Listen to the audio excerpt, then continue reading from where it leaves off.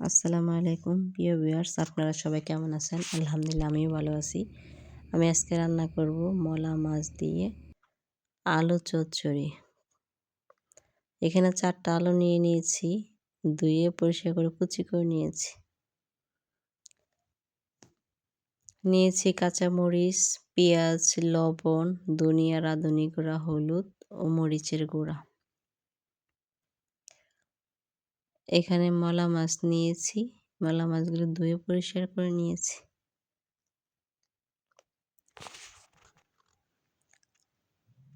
মাছ আর আলু কড়ার মধ্যে দিয়ে দিয়েছি।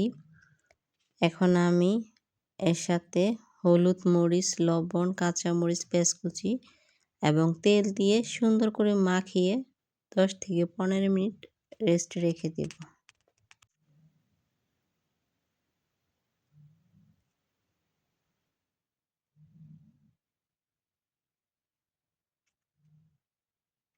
আমি হাত দিয়ে মাখিয়ে নিচ্ছি।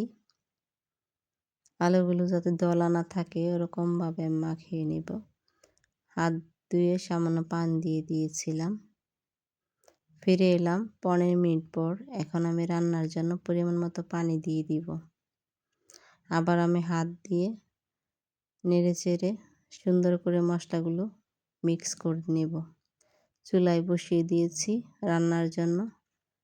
ফিরে আসছি কিছুক্ষণ পর। রান্না আমার প্রায় শেষ। এখন আমি চুলা থেকে নামিয়ে নিয়েছি।